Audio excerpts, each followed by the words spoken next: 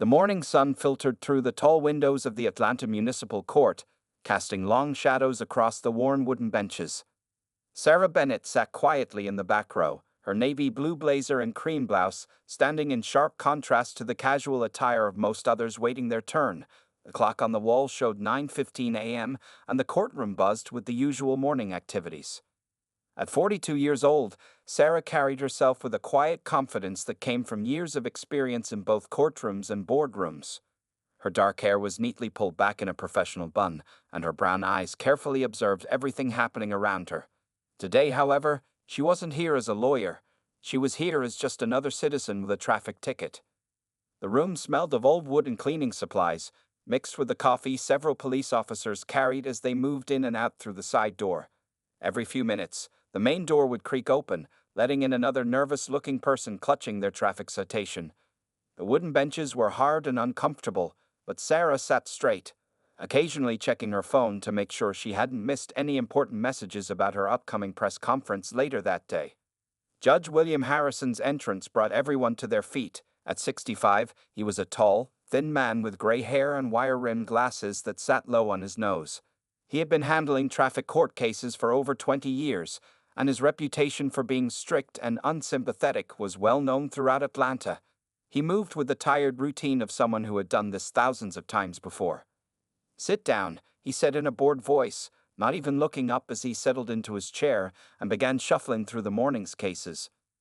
Sarah watched as person after person approached the bench. Most were scared or nervous, stumbling over their words as they tried to explain their situations. The judge barely looked at them, announcing fines and dismissing their excuses with the wave of his hand. His secretary, Mrs. Thompson, typed everything into her computer with quick, sharp movements of her fingers. A young man in work boots tried to explain how he couldn't afford his ticket because he had 3 kids to feed. "Should have thought about that before speeding," Judge Harrison said flatly, showing no emotion as he set the maximum fine.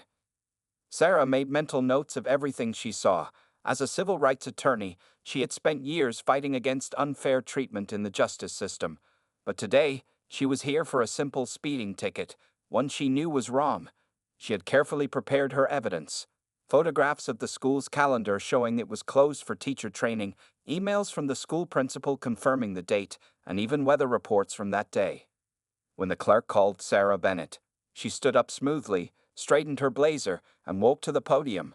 Her heels clicked softly against the floor, echoing in the quiet room. Several people looked up, perhaps noticing how different she seemed from the others who had approached the bench that morning. Judge Harrison didn't even raise his eyes from the paper in front of him. "Mrs. Bennett, you're charged with speeding in a school zone. How do you play it?" "Your Honor," Sarah began in a clear, steady voice, "I would like to present evidence that the school was closed that day for teacher training. I have documentation from the school principal and—" "The sign clearly states the speed limit." Judge Harrison cut her off, finally looking up with annoyance. His pale blue eyes barely registered her presence before looking back down at his papers. "The limit applies whether children are present or not. That will be $250. Sarah stood her ground, her expression calm but determined. "Your Honor, according to Municipal Code Section 40-6181, the reduced speed limit only applies during school hours and school-related activities. I have proof that—" "Mrs. Bennett," the judge interrupted again, his voice sharp with irritation, "this is not a debate club. Pay the fine or appeal. Next case." The dismissal was clear, but Sarah didn't move immediately. For a brief moment, she stood there, taking in the scene. The judge's dismissive attitude, the sympathetic look from the court clerk, and the surprised expressions of those still waiting their turn. Little did Judge Harrison know that in less than 8 hours, their roles would be very different, and this small moment of injustice would become part of a much bigger story. Gathering her documents with deliberate care, Sarah turned and walked back down the aisle, her head held high. She had faced much worse than an arrogant judge, and by tomorrow, the whole state would know her name, not as another person in traffic court, but as the first black woman running for governor of Georgia. Sarah Bennett walked out of the courthouse into the bright Atlanta sunshine, her fine receipt folded neatly in her hand. The morning's frustration still lingered, but a small smile played on her lips as she thought about the press conference scheduled for 5 p.m. that evening. She checked her watch. It was just past 10 a.m., giving her plenty of time to prepare for the biggest announcement of her life. As she walked down the courthouse steps, she noticed a small group of protesters gathering near the entrance. They held signs about unfair treatment in the justice system. Sarah slowed down to read some of the messages, remembering why she had decided to run for governor in the first place. One young woman's sign caught her attention. Justice shouldn't depend on your zip code. Inside his chambers, Judge William Harrison was taking his morning coffee break. He sat in his worn leather chair, reviewing the morning's cases with his clerk, Mrs. Thompson. The judge had handled 37 cases in just 2 hours, a new record for him. He felt proud of his efficiency, never realizing that speed didn't always equal justice. That last woman, the Bennett case, Mrs. Thompson said carefully, she did have quite thorough documentation about the school being closed. Judge Harrison waved his hand dismissively. Rules are rules, Martha. We can't make exceptions just because someone comes in here wearing an expensive suit and speaking like a lawyer. He took another sip of his coffee, not noticing how Mrs. Thompson frowned at his words.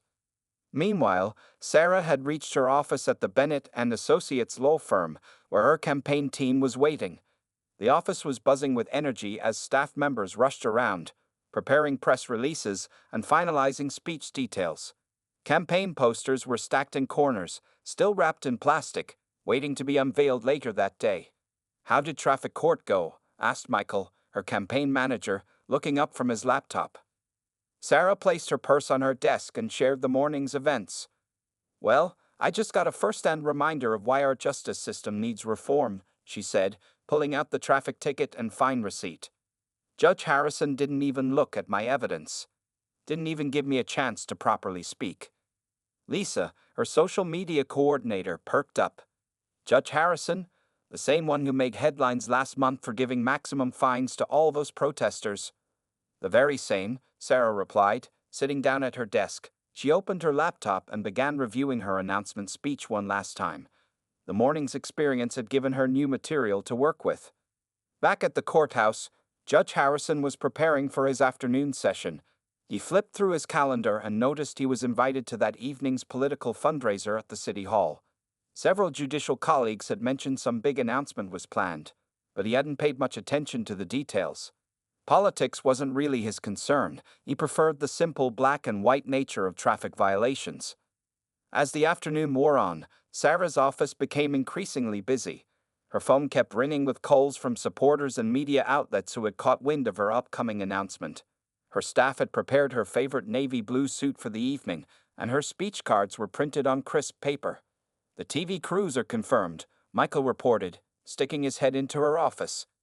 "CNN, Fox, local stations, they'll all be there. Are you ready to make history?" Sarah stood up and walked to her office window, looking out at the Atlanta skyline. She thought about her morning in traffic court, about all the people she'd seen being dismissed and disrespected. She thought about her 20 years as a civil rights attorney, about her own parents who had marched for voting rights, and about her daughter who deserved to grow up in a better Georgia. "You know, Michael," she said, turning back to face him, "that traffic court session this morning was a gift. It reminded me exactly why we're doing this. Judge Harrison probably thinks he'll never see me again." She smiled, picking up her speech cards. "I wonder what he'll think when he sees me on the evening news." The afternoon sun cast long shadows across her office floor as Sarah gathered her team for final preparations. In just a few hours, Judge William Harrison would learn that the woman he had dismissed so easily in his courtroom was about to become the most talked-about person in Georgia. The photo of Sarah that would appear on tomorrow's front pages was already selected. She looked confident, determined, and every bit the governor she aimed to become. The City Hall ballroom sparkled with chandeliers and polished glasses as Atlanta's most influential people gathered for the evening's political fundraiser. Judge William Harrison stood near the buffet table, holding a glass of water and making small talk with other judges. He felt comfortable here, among people who respected his position and authority. "You might want to watch this, Bill," said Judge Mary Peterson, pointing to the large TV screens mounted on the walls. The screens showed a news alert. "Breaking news. Major political announcement expected in minutes." Harrison wasn't particularly interested. He checked his watch. 7:30 p.m. He had already handled 63 cases today and was thinking more about getting home to watch his favorite crime show than about any political news. The room grew quiet as the TV screen switched to a live broadcast from the steps of the state capitol. The golden dome glowed in the evening light, and a crowd had gathered, holding signs that couldn't quite be read on the television. A row of American and Georgia state flags fluttered in the background. "Ladies and gentlemen," a tall man in a gray suit announced, "please welcome Sarah Bennett." Harrison nearly choked on his water. He blinked hard, thinking his eyes were playing tricks on him. But there she was, the same woman from his traffic court that morning, now walking confidently to the podium. She wore a different suit than earlier, but her presence was unmistakable. "Good evening, fellow Georgians," Sarah's voice rang clear through the TV speakers. The ballroom was now completely silent. "My name is Sarah Bennett, and today I am announcing my candidacy for governor of Georgia." The glass in Harrison's hand started to shake slightly. Other guests at the fundraiser began whispering and pointing at him, knowing he had presided over traffic court that morning. His collar suddenly felt too tight. The camera zoomed in on Sarah's face as she continued her speech. "Today, like many days in my life, I experienced firsthand why our state needs change. This morning, I sat in a traffic court where justice was rushed, voices were silenced, and dignity was denied. Not just to me, but to everyday hard-working Georgians." Judge Peterson turned to Harrison with raised eyebrows. "Isn't that your court she's talking about, Bill?" Harrison couldn't answer. He watched as Sarah held up a familiar piece of paper, the traffic fine receipt from that morning. The same one he had signed without a second thought. "This receipt represents more than just a traffic fine," Sarah continued. "It represents a system that needs reform. A system where some judges don't even look at evidence before making decisions. Where the color of your skin, the cost of your clothes, or your manner of speaking might influence your treatment." The ballroom erupted in murmurs. Harrison felt dizzy as he watched photos appear on the screen behind Sarah, her Harvard Law diploma, pictures of her arguing cases before the Supreme Court, images of her work with civil rights organizations. She had been a state senator for 6 years. She had won landmark cases.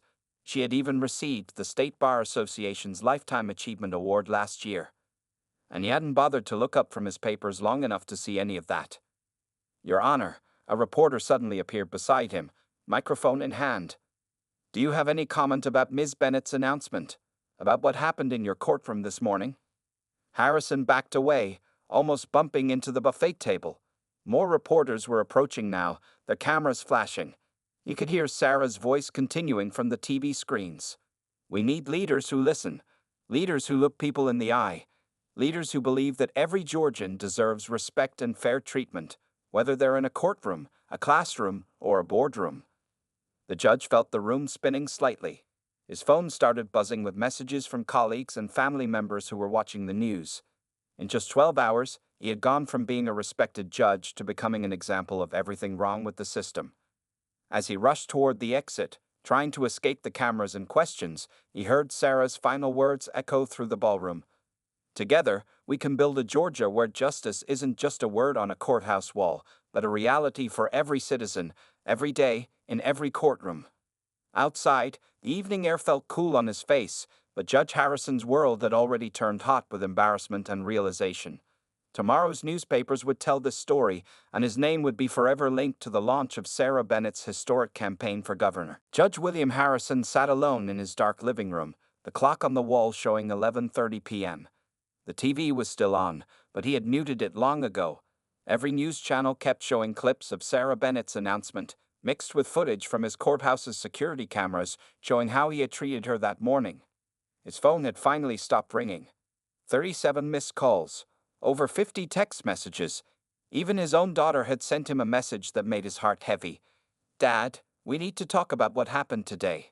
Harrison got up and walked to his home office, turning on the small desk lamp. The yellow light fell on the many awards and certificates that covered his walls. Judge of the Year, 2019. Excellence in Judicial Service. 20 years on the bench.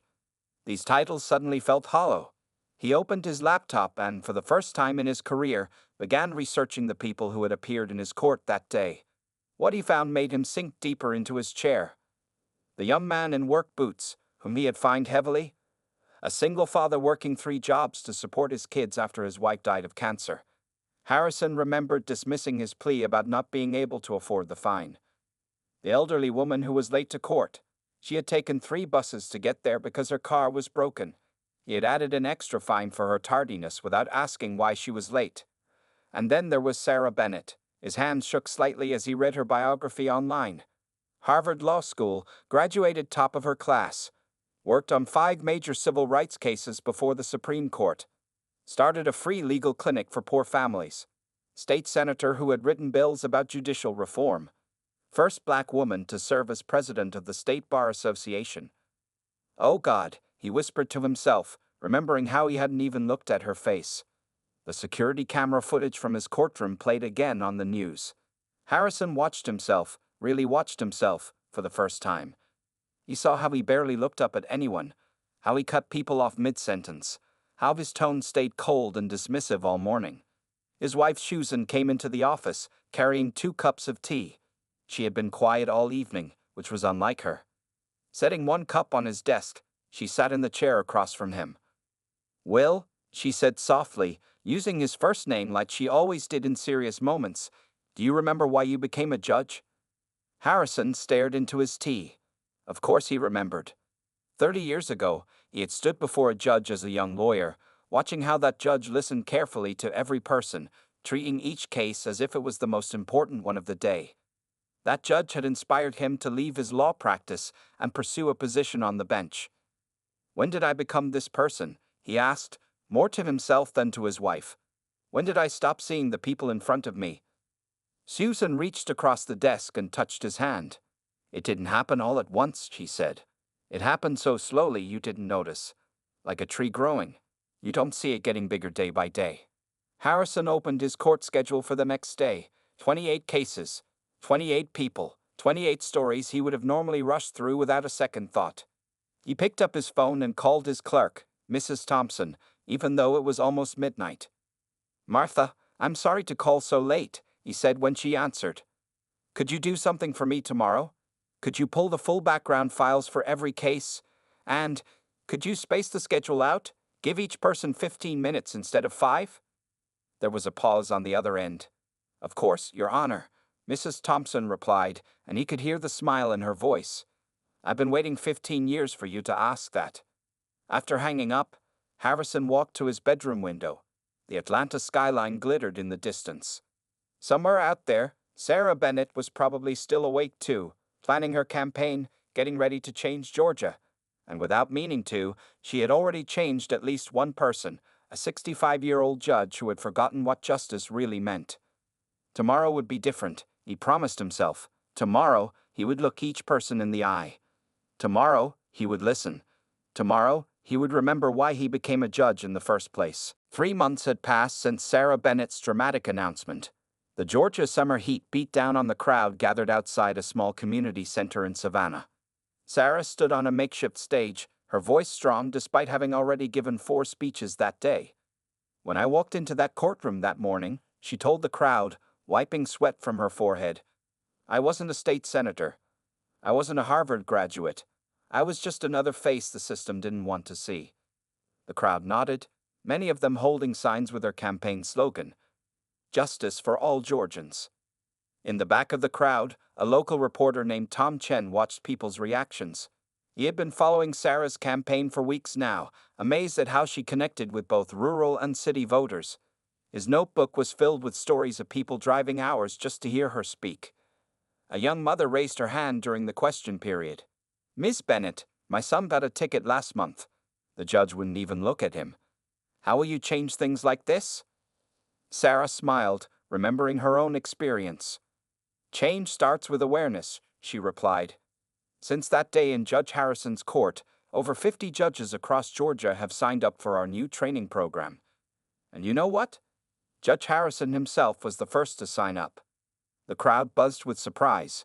Nobody expected that twist in the story. Meanwhile, back in Atlanta, Judge Harrison was doing something he had never done before. He sat in the jury box of his empty courtroom during lunch break, watching recordings of his own morning sessions. Next to him sat Dr. Maria Rodriguez, an expert in judicial bias training. See how you leaned back when that woman in the hijab approached the bench? Dr. Rodriguez pointed out. But you leaned forward when the man in the business suit spoke. These are unconscious signals we send. Harrison nodded, taking notes. His desk calendar now had fewer cases each day, allowing more time for each person. His clerk, Mrs. Thompson, had noticed that people left his courtroom different now. Even those who got fines seemed more respected, more heard. Back in Savannah, Sarah's campaign event was ending. People lined up to shake her hand, many sharing their own courthouse stories. An elderly man showed her a ticket from Judge Harrison's court from just last week. He listened to my whole story, the man said, his eyes bright with surprise. Asked about my grandkids and everything. Then he reduced my fine because I'm on fixed income. Never had a judge treat me like that before. Sarah smiled, remembering the angry calls she'd gotten from other judges when Harrison had started his reform program. Sometimes, she told her campaign manager later that evening, the biggest changes start in the smallest courtrooms. That night, in hotels across Georgia, both Sarah and Judge Harrison were preparing for the next day. Sarah reviewed her speech for tomorrow's rally in Augusta, adding notes about news stories she'd heard. Her phone kept buzzing with messages about polling numbers. She was now leading in several counties.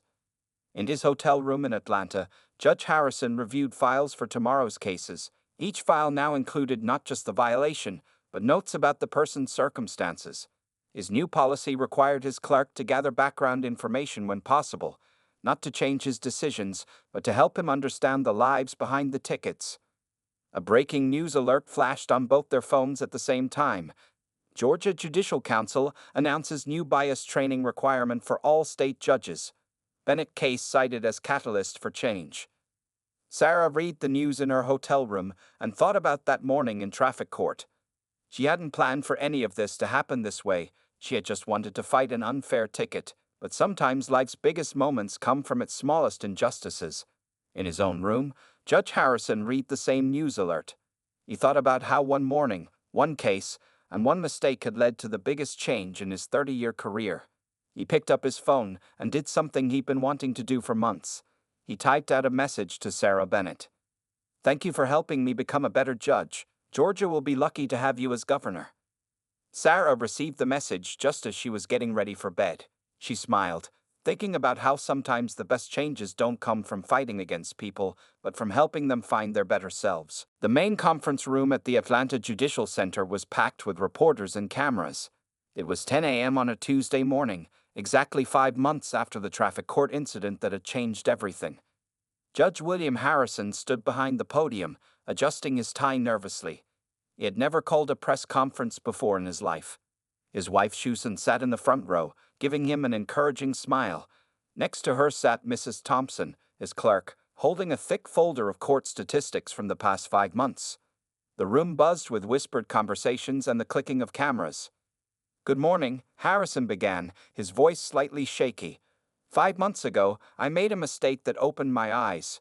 Today, I want to talk about that mistake, and more importantly, about what I've learned since then." The room fell silent. Reporters leaned forward, their pens ready. Everyone knew this was about the Sarah Bennett incident, but no one expected what came next. "For 30 years, I've sat on this bench," Harrison continued, pulling out his reading glasses.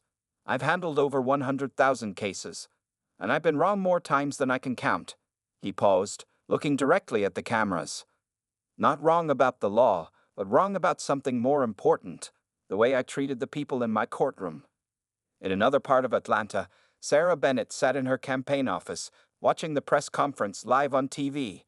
Her staff had gathered around, some sitting on desks, others standing in doorways. Nobody had expected this. Back at the Judicial Center, Harrison held up a stack of papers. "These are letters from people who appeared in my court over the years. People I rushed through. People I didn't listen to. People whose stories I never heard because I was too busy being efficient instead of being fair." He put on his glasses and read from one letter. "Dear Judge Harrison, I tried to tell you about my sick daughter that day, about how I was speeding because she needed her medicine, but you didn't give me time to explain." His voice cracked slightly. He took off his glasses, wiped them, and continued. "The day Sarah Bennett stood in my courtroom, I didn't know she was running for governor. But that shouldn't matter.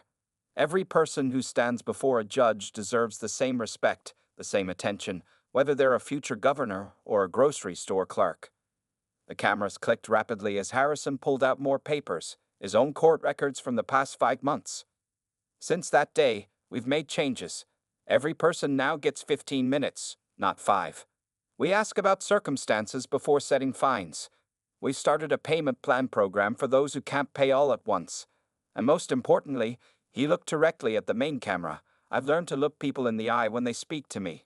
In her campaign office, Sarah watched as Judge Harrison shared statistics showing how his new approach had actually increased fine collection rates while reducing repeat offenders.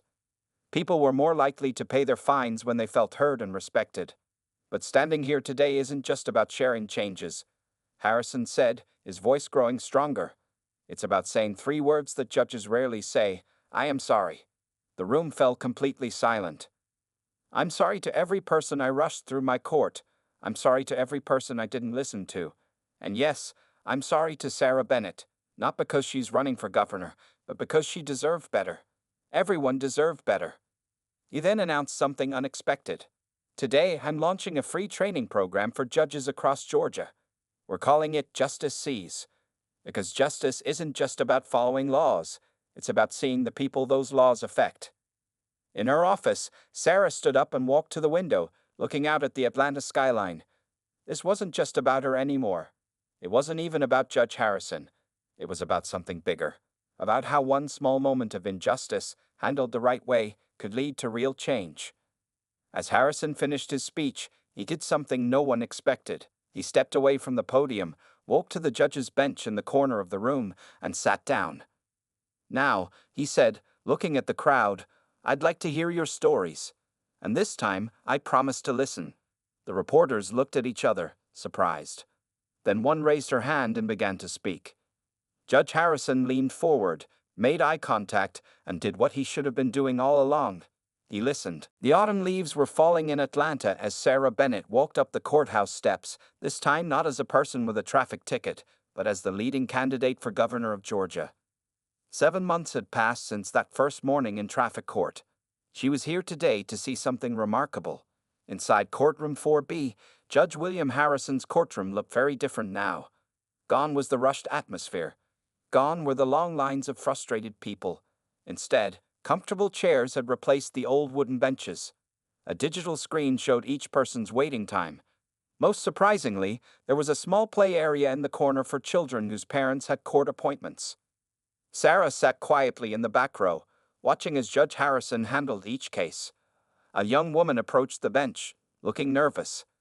Good morning, Ms. Rodriguez, Harrison said warmly, actually smiling. I see you're here about a parking ticket, but first, how is your nursing school going? The young woman's eyes widened in surprise. You remembered? Of course. You mentioned it last month when you set up your payment plan. Please, tell me how your studies are going. Sarah watched as the judge spent 10 minutes talking with Ms. Rodriguez about her studies, her part-time job, and her struggles. In the end, he worked out a new payment schedule that fit her student budget. The young woman left the courtroom smiling, something Sarah had never seen 7 months ago.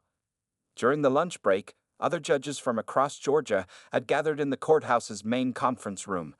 They were here for Judge Harrison's Justice Sees training program. Sarah slipped into the back of the room to watch. Harrison stood at the front, but not behind a podium. He sat on the edge of a desk, talking casually with his colleagues. On the screen behind him were statistics that told an amazing story. Complaint rates in his court down by 85%. Payment completion rates up by 60%. Return offender rates down by 70%. Public satisfaction ratings at an all-time high. The secret, Harrison told the room full of judges, isn't in changing the laws. It's in changing how we see the people in front of us. One older judge raised his hand. But we'll never get through our daily caseload if we spend so much time with each person. Harrison smiled and pulled up more numbers. Actually, we're handling the same number of cases. We just reorganized our time. No more rushed mornings. No more afternoon backlogs. And here's the interesting part. When people feel heard, their cases actually take less time overall. In the back of the room, Sarah made notes on her phone. Her campaign had already promised judicial reform across Georgia, but seeing these results gave her new ideas. This wasn't just about making courts fairer, it was about making them work better for everyone. Later that afternoon, Sarah visited the courthouse's new Family Resource Center, another of Harrison's ideas. Here, people could get help understanding their tickets, setting up payment plans, or finding legal aid. Mrs. Thompson, still Harrison's clerk, now spent her afternoons here helping people navigate the system. Judge Harrison comes in every Friday afternoon, Mrs. Thompson told Sarah, just to sit and talk with people. No robes, no bench, just conversations. Can you believe this is the same man from 7 months ago? As the day ended, Sarah stood outside the courthouse again. Television crews were setting up for the evening news. They wanted to cover the story of how a traffic court incident had sparked a revolution in Georgia's justice system. Judge Harrison came out, carrying his briefcase. He noticed Sarah and walked over. "Never thought you'd be back here voluntarily," he said with a small laugh. "Never thought I'd say this," Sarah replied, "but I'm glad I got that ticket." They both looked up at the courthouse, its old stone walls glowing in the late afternoon sun. Above the door, carved in stone, were the words "Equal Justice Under Law." For the first time in many years, both Sarah and Judge Harrison felt those words coming true. "You know," Harrison said quietly, "some people think the biggest changes have to start with big actions, but sometimes, Sarah finished his sentence, they start with a simple traffic ticket and a judge who learns to listen." Behind them, the courthouse doors opened as another group of judges arrived for the evening training session. Change was happening, one courtroom at a time, one judge at a time, one story at a time. And it all started because a judge who didn't look up one morning finally learned to see. 1 year had passed since that morning in traffic court. The Georgia State Capitol building glowed in the early morning sunlight as crowds gathered for the inauguration of their new governor. News crews from across the country set up their cameras, all wanting to capture this historic moment. Sarah Bennett stood quietly in a small office, looking out the window at the growing crowd. She wore a deep blue suit, and her mother's pearl necklace caught the light as she took deep breaths. In her hand, she held 2 items, her inauguration speech and, surprisingly, that old traffic court fine receipt that had started everything. A knock on the door interrupted her thoughts. It was Michael, her campaign manager, now her chief of staff. "Ready, Governor Bennett?" he asked, still getting used to the new title. "There's someone here who wants to see you before the ceremony." Judge William Harrison stepped into the room, looking different from that first morning a year ago. He smiled warmly, carrying a small wrapped package. "I thought you might want this for your new office," he said, handing her the package. Sarah opened it carefully. Inside was a framed photo of that traffic court morning, taken from the security camera. Next to it was a photo from yesterday, showing Harrison's completely transformed courtroom, now a model for courts across the country. "From worst moment to best moment," Harrison said softly. "Who would have thought?" Sarah placed the frame carefully on a nearby table. "You know," she said, "when I walked into your courtroom that morning, I was so angry about that unfair ticket. I had no idea it would lead to all this." Through the window, they could see more people arriving. Signs in the crowd read, "Justice is listening," and "Change starts in our courts." Slogans that had grown from their story. But the biggest change wasn't in the signs or slogans. It was in the numbers. Over 200 Georgia judges had completed the Justice Sees training program. Complaint rates in courts across the state had dropped by 50%. Public trust in the judicial system had reached its highest level in 30 years. The program was now being copied by 5 other states. "5 minutes until we need you outside," Michael reminded them. Sarah turned to Judge Harrison. "Would you like to walk out with me? After all, this victory belongs to both of us." Harrison shook his head. "This is your moment. But I'll be in the front row, doing what I learned to do best this past year, listening." As Sarah walked toward the door, Harrison called out one last time, "Governor Bennett, that traffic ticket, I still think you were speeding." They both laughed, remembering how far they'd come from that morning. Outside, the crowd cheered as Sarah Bennett appeared at the top of the Capitol steps. The old Georgia sun shone down on faces of all colors, ages, and backgrounds. In the front row, Judge Harrison sat with his wife Susan and Mrs. Thompson. Behind them were faces Sarah recognized from that first traffic court: the young nursing student, the single father, the elderly woman who had taken 3 buses, all here to witness history. As Sarah raised her right hand to take the oath of office, she saw Judge Harrison lean forward slightly, making eye contact, listening carefully, just as he had learned to do. "I, Sarah Bennett, do solemnly swear." The words rang out across the Capitol grounds. But this wasn't just about becoming governor. It was about how one small moment of injustice, handled with grace and determination, could change not just 2 people, but an entire state. After the ceremony, as people celebrated and cameras flashed, Sarah hung that framed photo in her new office. Those 2 images, the cold morning in traffic court and the transformed courtroom, would remind her and everyone who visited that the biggest changes often start in the smallest moments. Later that evening, as the sun set on her first day as governor, Sarah sat at her new desk. She picked up that old traffic ticket received one last time, then did something unexpected. She framed it too, hanging it right next to her law degree. Under it, she placed a small plaque with words that would define her administration. "Justice begins with one person deciding to listen." In his courtroom across town, Judge Harrison was finishing his day too. As he prepared to leave, he looked at the same words, now carved above his bench. He smiled, turned off the lights, and walked out, ready to return tomorrow and listen to more stories, one case at a time. The story of the judge and the future governor had ended, but its impact was just beginning.